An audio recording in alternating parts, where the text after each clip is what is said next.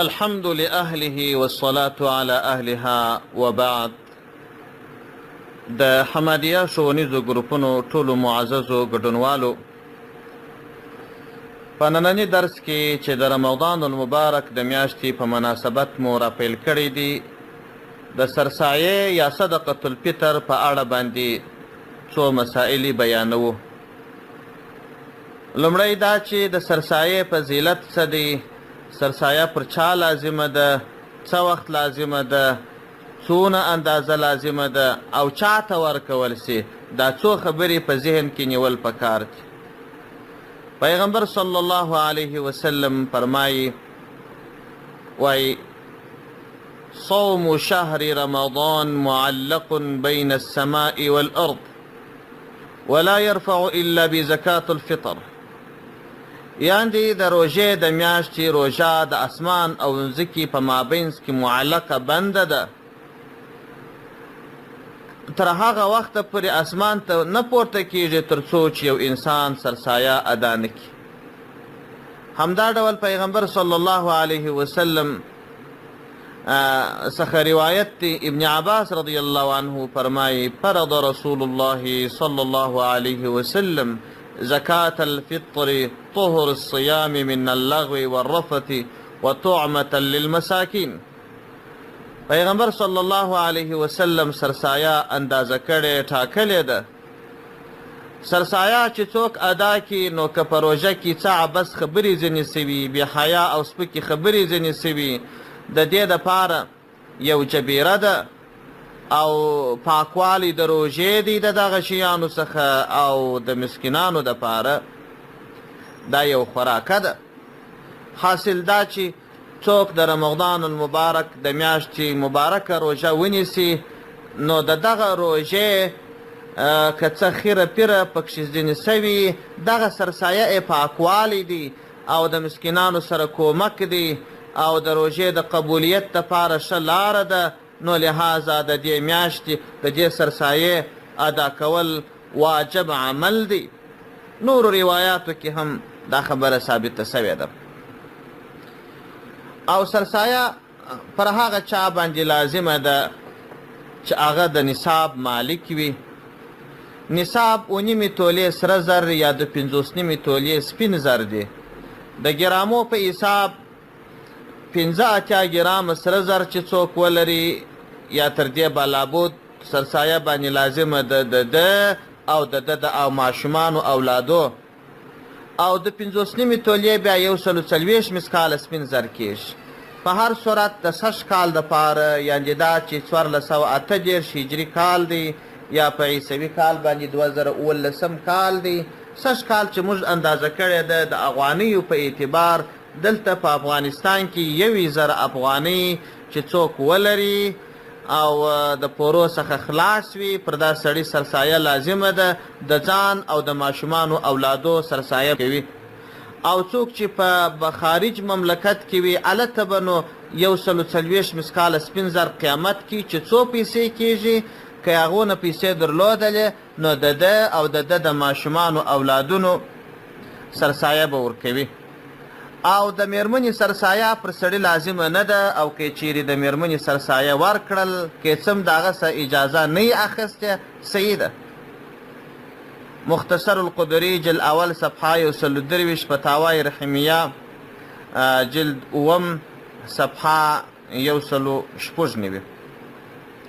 او که چیرې یو مشر ورور وي، کوشنان ورونه په کور کې ورسره وي، کوشنانې خویندې ورسره وي، دا مشر ورور د نصاب مالک وي، د دې کشرانو خویندو ورونو سرسایه پر ده نسته، د مور پلار سرسایه پر ده باندې نسته. که څه مور پلار یې د کاروبار نه وي، خوراکه یې پر زوی وي، د مور پلار ورونو خویندو سرسایه پر هغه چا نسته چې هغه د نصاب مالک وي، بلکې یوازې د ځان او د نابالغو اولادونو سرسایه پر ده باندې ده. کم اولادونه چې بالغان وي، یعنې دا چې ځوانان وي، که یې لوڼې وي که یې زامنې وي، د هغو سرسایه پر ده لازمه نه ده.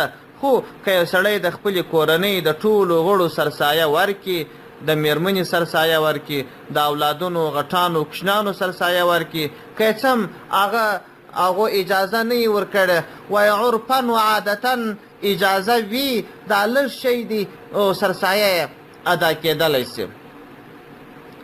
او سرسایه په احادیثو کې 4 شیان مشهور یاد سوي دي: غنم، اوربشي، خورما او اوسکي. دا 4 شیانو څخه به یو شی په سرسایه کې ورکوي، او که چیرې دا شی موجود نه و یا یې نسوی ورکولی، معادلې پیسې به یې ورکوي. او که بل جنس ورکاوه هغه به هم د دې په قیمت باندې حسابي. فتاوای هندیه جلد اول صفحه 190. او د سرسایه وخت چې څه وخت لازمېدلی سي؟ سرسایه اصلي د واجب کېدو وخت یې د سپېدو تر راختلو سره جفت شروع کېږي. که چیرې یو سړی د سپېدو تر راختلو مخکې وفات سو، پر ده سرسایه لازمه نه ده. او که یو ماشوم تر سپېدو مخکې پیدا سو، پر پلار یې سرسایه ورکول لازم دي که پلار غني و. او که تر سپېدو وروسته وفات سو، که تر سپېدو وروسته ماشوم پیدا سو، سرسایه یې پر پلار لازمه نه ده. او که چیرې یو سړی سرسایه ورکوي، نو سرسایه به هغه چاته ورکوي چې هغه د نصاب مالک نه وي.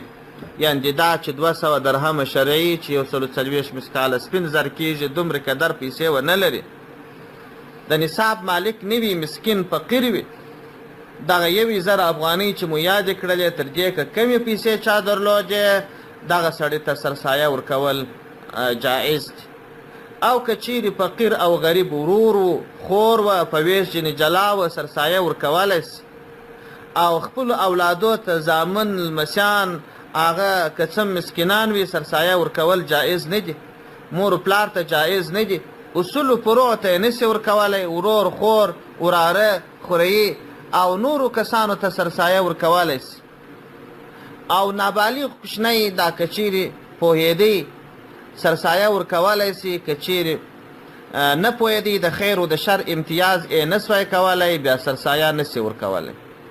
بحر رایق جلد 2 صفحه 352، ردی موتار جلد 2 صفحه 309، هندیه جلد اول صفحه 104. او که چیرې د مشت امام مسکین وي، نو په دې شرط باندې سرسایه ورکولی سي چې د امامت په عوض کې به یې نه ورکوي. یو دا چې سرسایه ورکوي په دې نیت پې نه ورکوي چې ته زموږ ملا یم، لمونځونه راکوې زه سرسایه در کوم. او بل دا چې امام به مسکین وي. په فتاوای هندیه جلد اول صفحه 104. او سرسایه چې څوک ورکوي په کوم ځای کې چې یو سړی اوسېږي، د هغه ځای قیمت معتبر دی.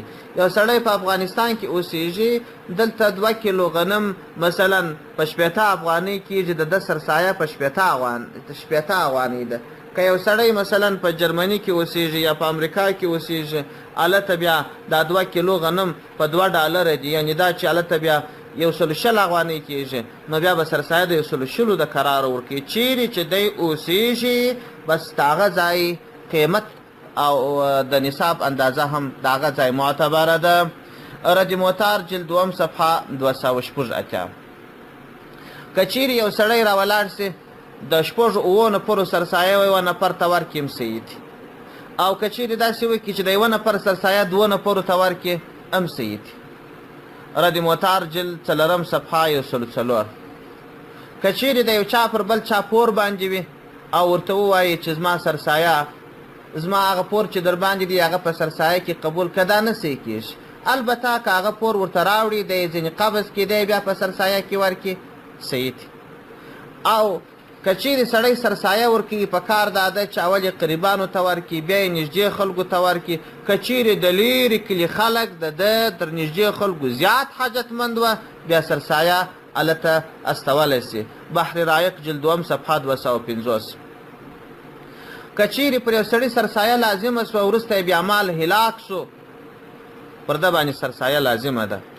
او زکات خو چې د سړي ټول مال هلاک سي، بیا زکات نه وي، مګر که مال دې ټول هلاک سو، بیا هم سرسایه سته.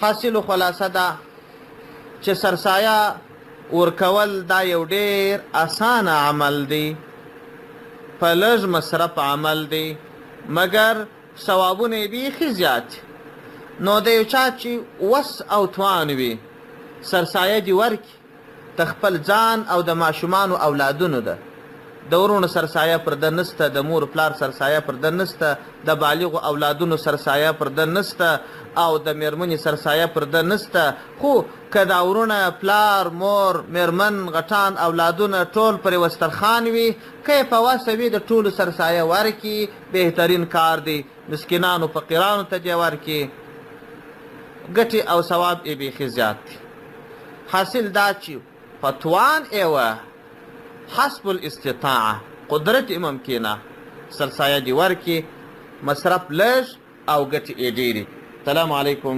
ورحمة الله وبرکاته